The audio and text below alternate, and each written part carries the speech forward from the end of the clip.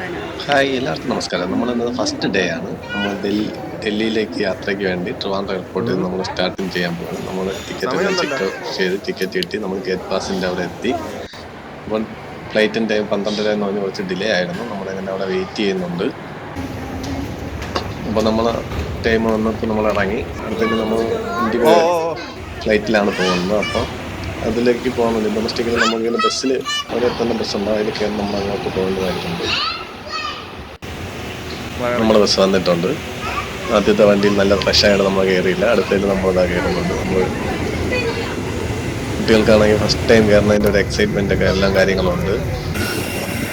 അവിടെ ചെല്ലുമ്പോൾ ഒരുപാട് ഫ്ലൈറ്റ് കിടക്കുന്നതാണ്. നമ്മളെല്ലാം കഴിഞ്ഞ് നമ്മൾ അകത്തേക്ക് കയറുക. അപ്പോൾ നമ്മൾ ഇത് 9 ദിവസത്തെ ട്രിപ്പാണ്. അങ്ങനെ നമ്മൾ ഫസ്റ്റ് ഇവിടെ നിന്ന് സ്റ്റാർട്ട് ചെയ്യണം. ട്രിവാൻഡ്രം എയർപോർട്ടിൽ നമ്മൾ സ്റ്റാർട്ട് ചെയ്യണം. ഫ്ലൈറ്റിനകത്തേക്ക് നമ്മളിപ്പോൾ കയറി കഴിഞ്ഞു.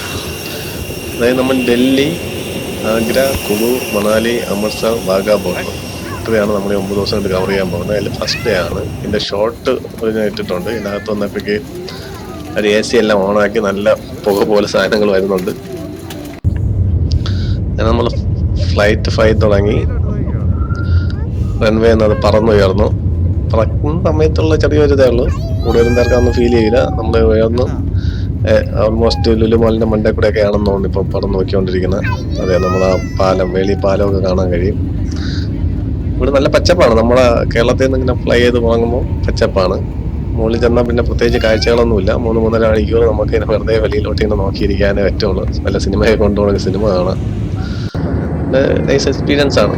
മേഘങ്ങളുടെ ഇടയിൽ കൂടെ ഇങ്ങനെ കടന്നു പോവാം. ഞാൻ ഡൽഹി ചെന്നിറങ്ങുമ്പോഴത്തേക്ക് കേരളത്തിൽ നിന്ന് മുങ്ങിയാലില്ല. ഒരുപാട് കുനുകുന വീടുകൾ, കെട്ടിടങ്ങൾ, അങ്ങനത്തെ ഒരു കാഴ്ചയാണ്. എന്തായാലും നമ്മൾ 3-3.5 മണിക്കൂർ ക്ഷമ കഴിഞ്ഞ് നമ്മൾ ഡൽഹിയിൽ ലാൻഡ് ചെയ്യാൻ പോവുകയാണ്. ഓൾമോസ്റ്റ് 4 മണി കഴിഞ്ഞു. ഏതെങ്കിലും ഒരു സൈറ്റ് സീൻ കാണണം നമുക്ക് പ്ലാനുണ്ട്. നമ്മളവിടെ ചെന്നിട്ട് ഒന്ന് ഹോട്ടലിൽ പോയി ഫ്രഷ് ആയിട്ട് എങ്ങനെയാണെന്ന് നോക്കിയിട്ടാണ് അത് പ്ലാൻ ചെയ്യാൻ പോകുന്നത്.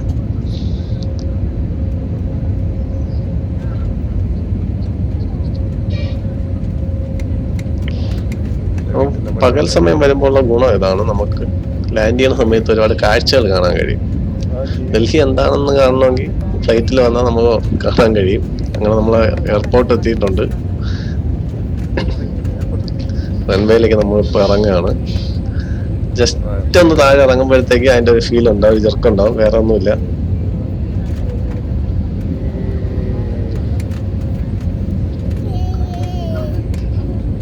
ഓൾമോസ്റ്റ് നമ്മളിതാ ഇപ്പോൾ ഇറങ്ങി.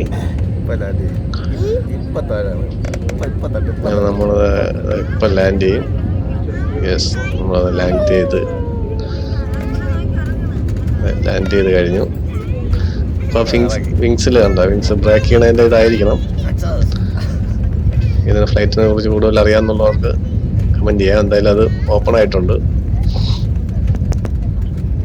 അടുത്ത ഫ്ലൈറ്റ് പോകാൻ കിടക്കണുണ്ടോ? എന്ത് മാത്രം ഡൽഹി അപേക്ഷിച്ച് ട്രിവാൻഡ്രം എയർപോർട്ടൊന്നും ഒന്നുമല്ല. ഒത്തിരി ഫ്ലൈറ്റുകൾ അവിടെ കിടക്കുന്നതാണ്.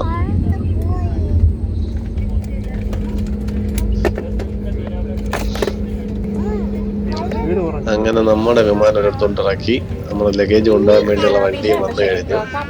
അപ്പോഴത്തേക്കും വേറൊരു ഫ്ലൈറ്റും അവിടെ വന്നു. ഇപ്പോൾ ഇതേപോലെ ലാൻഡ് ചെയ്ത് വന്നതാണെന്ന് തോന്നുന്നു.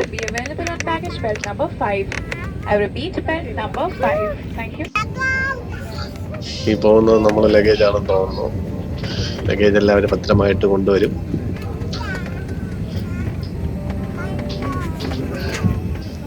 ഇവിടെയും നമ്മൾ ഫ്ലൈറ്റിൽ എങ്ങനെ കയറി അതേപോലെ താഴേക്ക് ഇറങ്ങണം. ഇങ്ങനെ ഇറങ്ങുമ്പോൾ ഒരു ഗുണമെന്ന് പറഞ്ഞാൽ നമുക്ക് അടുത്ത് ഒരുപാട് ഫ്ലൈറ്റുകൾ കാണാൻ കഴിയും. നമ്മളോട് നല്ല ടീമായിരുന്നു യാത്രയ്ക്ക്. നമ്മൾ ഫ്ലൈറ്റിൻ്റെ ഐ സൈഡും കണ്ടു. ഇങ്ങനെ ഇറങ്ങിയോണ്ട് അതും കാണാൻ പറ്റി. ഇവിടെ ഒരു ഫോട്ടോ ഒക്കെ എടുത്ത് നമുക്ക് പോകാനുള്ള ബസ് വന്ന് നമ്മൾ അതിലേക്ക് കയറി കഴിഞ്ഞിരിക്കുകയാണ്. ഒരുപാട് ഇങ്ങനെ ഇന്ത്യയിലെ ബസ്സുകൾ ഇങ്ങനെ പോകുന്നതാണ് നീലനിറത്തില്. അങ്ങനെ നമ്മൾ ഡൽഹി എയർപോർട്ടിന്റെ കൂടെയാണ് പോയിക്കൊണ്ടിരിക്കുന്നത്. ഇത് നമ്മൾ ലഗേജ് കിട്ടാൻ വേണ്ടി നമ്മളിങ്ങനെ എല്ലാം വെയിറ്റ് ചെയ്യണം. നമ്മൾ ലഗേജ് വരാൻ വേണ്ടി അതെല്ലാം കിട്ടി നമ്മൾ എയർപോർട്ടിൽ നിന്ന് പുറത്തേക്ക് ഇറങ്ങി. പിന്നെ നമ്മളെ ബസ് വരണം. നമ്മൾ ബസ് വന്നിട്ട് ബസ്സിൽ കയറാനുള്ള പരിപാടിയാണ്. അങ്ങനെ നമ്മളെ ബസ്സിൽ ലഗേജ് എല്ലാം കയറ്റി. ബസ് അടിപൊളിയാണ്. ഫുൾ ഗ്ലാസ് ആയതുകൊണ്ട് നമ്മൾ നല്ല വ്യൂ എല്ലാം കിട്ടും. ശരിക്കും ഇവിടെ ഇറങ്ങിയപ്പോൾ നമ്മൾ കാഴ്ചകൾ കണ്ടു തുടങ്ങിയിട്ടുണ്ട്. ഡൽഹിയിൽ ആദ്യമായിട്ട് കാണുന്നവർക്ക് എന്തായാലും വന്നിറങ്ങുമ്പോൾ നല്ല കാഴ്ചകളുണ്ട്. നമുക്ക് എന്തായാലും നമ്മുടെ സ്റ്റേജ് ചെയ്യുന്ന ഹോട്ടലിലേക്ക് വരെ പോണവരെ സൈഡ് കാഴ്ച കാണാൻ പറ്റി. എന്നാൽ നേരെ ഇരുട്ടിയിട്ടില്ല, ഇരുട്ടി വരുന്നേ ഉള്ളൂ. അതുകൊണ്ട് എന്തായാലും ഉറപ്പായിട്ട് നമുക്കൊരു സ്പോട്ട് പോകാൻ കഴിയും. അവിടെ എല്ലാം പരസ്യം വെച്ചേക്കുന്ന ഒരു വെറൈറ്റിയാണ്. എന്ന് പറഞ്ഞാൽ നമ്മളിവിടെയൊക്കെ പരസ്യം ബോർഡ് വയ്ക്കുമ്പോഴത്തേക്ക് ആ സ്ഥലം തന്നെ ബോറായി കഴിയും.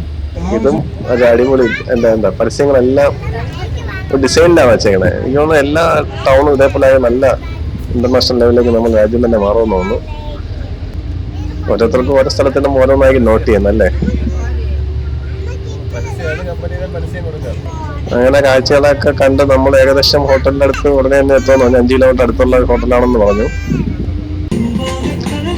വയ്യോറകളുടെ ബഹളമാണ്. ഇനിമേ അതെല്ലാം കഴിഞ്ഞ് നമ്മൾ ഹോട്ടലിന്റെ അടുത്ത് എത്താറായി. എത്തിയപ്പോഴത്തേക്കാണ് എയർപോർട്ടിൽ ലഗേജ് അവർ ലോക്ക് ചെയ്തേക്കുന്നത്. ഒരു യൂട്യൂബിലൊക്കെ എടുത്ത് തപ്പി അതെങ്ങനെ ഇളക്കും എന്നുള്ളത് കണ്ട്. കാരണം കത്തിയില്ലാതെ ഇത് ഇളക്കാൻ സിമ്പിൾ ട്രിക്കുണ്ട്. ഇതിങ്ങനെ ഇളക്കിയിട്ട് പിടിച്ച് ഇവിടെ വലിച്ചാൽ മതി. ഇനി നമ്മളൊന്ന് ഫ്രഷ് ആയിട്ട് പുറത്തേക്ക് പോകാൻ വേണ്ടിയുള്ള പരിപാടിയാണ്. നമ്മളുള്ള റൂമിൽ നിന്ന് ഫ്രഷായി നമ്മളെല്ലാവരും പുറത്തിറങ്ങി നൈറ്റ് സീനും കുറച്ച് കാഴ്ചകളൊക്കെ കണ്ട് നമ്മൾ നേരെ ഇന്നത്തെ പ്ലാൻ എന്ന് പറഞ്ഞാൽ ഇന്ത്യ ഗേറ്റ് കാണാനാണ്. രാത്രിയിൽ ലൈറ്റിൽ ഷോ അടിപൊളിയായിരിക്കും എന്നാണ് പറഞ്ഞേക്കുന്നത്. നേരെ നമ്മളിപ്പോൾ അവിടെ ഇന്ത്യ ഗേറ്റിന്റെ അവിടെ എത്തിയിട്ടുണ്ട്. ഇതിന്റെ അണ്ടർ പാസ് വഴിയാണ് നമുക്ക് അപ്പുറത്തേക്ക് പോകേണ്ടത്. എനിക്ക് റോഡ് ക്രോസിങ് ഒഴിവാക്കാനായി ഇങ്ങനെ ചെയ്തേക്കുന്നത്. അത് മനോഹരമായിരുന്നു. എന്നിരുന്നാലും ഡൽഹിയിൽ നല്ല തിരക്കായിരുന്നുണ്ടോ. ഒത്തിരി നല്ല പൂരപ്പറമ്പിലൊന്നും ആളുണ്ടായിരുന്നു. അതിൻ്റെ ഇടയിൽ നമ്മൾ നൈസായിട്ട് അത്യാവശ്യം ആൾക്കാരെയൊക്കെ ഒഴിവാക്കി എടുക്കാൻ പറ്റുന്നതൊക്കെ ഫോട്ടോയൊക്കെ എടുത്തു. എന്തായാലും ഫസ്റ്റ് തലം തന്നെ നമുക്ക് ഇഷ്ടമായിരിക്കുകയാണ്. അപ്പോൾ ഇനിയുള്ള അടുത്ത ബാക്കി 8 ദിവസം അടിപൊളിയായിരിക്കും എന്നാണ് ഞങ്ങളുടെ പ്രതീക്ഷ. ഈവനിങ് സമയമായിട്ട് നമ്മൾ മാക്സിമം സമയം സ്പെൻഡ് ചെയ്തിട്ടേ പോയുള്ളൂ.